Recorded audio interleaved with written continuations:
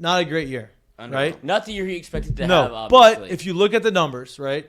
He had 538 yards, 2 touchdowns, 48 catches, 530 yards, and 2 touchdowns. That's not first-round receiver stats. It's not the stats that you would expect to see from Kayshawn in a full season. He missed 2 games, right? But my whole point to this is, as bad of a year as he had, and this is probably the worst year he's going to have as a wide receiver, he still almost had 600 yards receiving, and he lost 2 games, and he averaged, we played 12 games in a regular season, so he played 10. So he almost averaged 5 catches a game in a bad season. My point is, coming back, let's just say he does a little bit better, and he averages 6 yards a catch. 6 catches a game for 12 games. That is 72 catches, right? With those 72 catches, he's probably got about 800 to 1,000 yards receiving, and he's probably going to score 6 or 7 touchdowns. And that's like not going berserk. Like, those are good numbers. How many catches did he have this year? 48.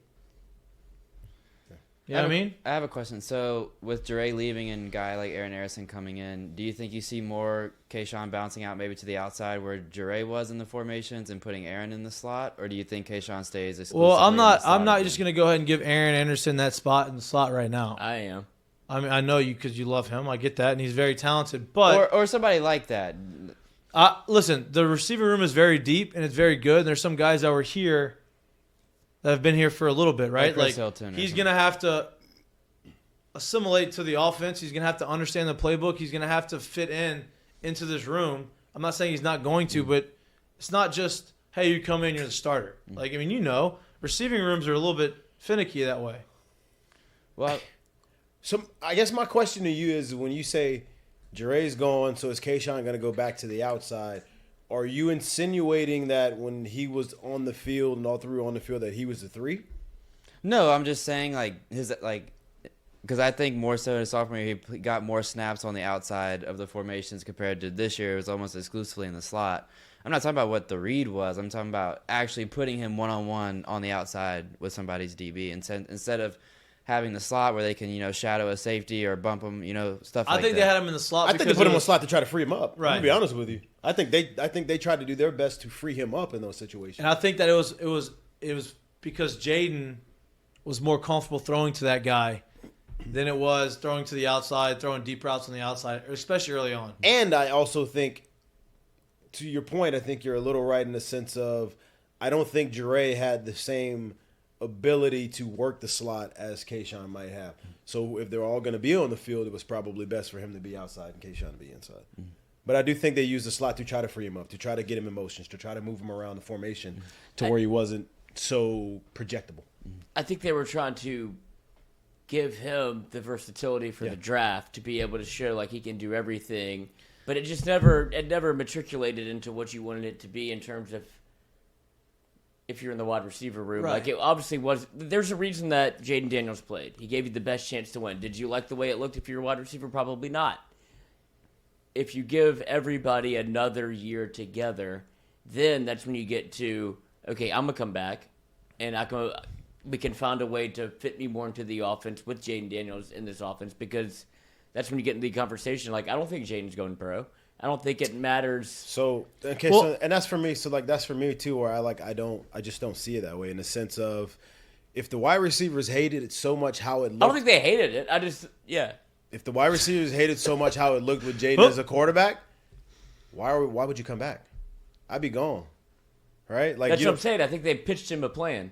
Okay, I'm not just talking about Kayshawn, right? Who else left as a receiver? Who else chose to leave besides Jack, who we saw, which I would imagine it was because of the playing time, not because Jaden's back, I'm leaving. I'm assuming Jaden's back, I'm leaving. I don't think that's how they saw it inside the building. I don't really think that's how they see it. I think he sees it as, I'm going to have a better year next year, another year in the offense, another year working with this quarterback and us getting to do this thing, than me leaving this year with a lot left on the bone. And, I mean, it's easy to forget how hard Kayshawn's offseason was. Right, he went through wasn't injury. normal.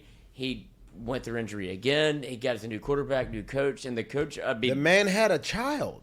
And he had a which child no in the one middle really of the- knew about yeah. until like the thing. Right, So it's that just- you, you had a just- lot- you never know what he was going on. You missed a lot of the evolving together part, right? So I think they're trying to like. That's what I think about running. and I back. agree. I agree with you in that sense.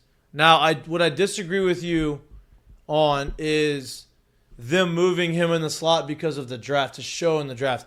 No coach is making a decision on this team to like specifically because it's going to be better for the draft. As I said, like that decision can be made only under one circumstance.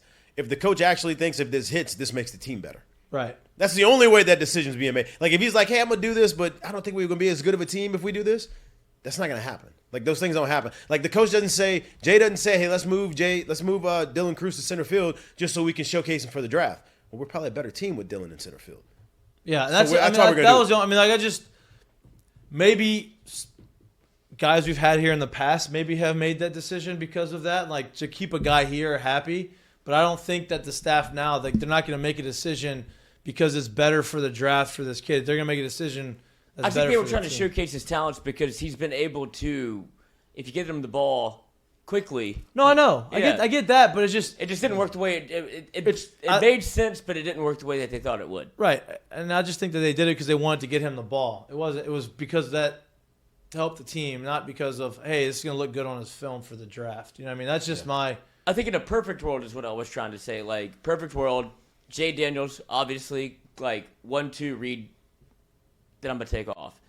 Whenever it turns into that's not really what the offense looked like, he wasn't trusting his reads, I think they all needed to get more time together. And then you look at Kayshawn's draftability, he's like, I'm not going to be a first-round pick.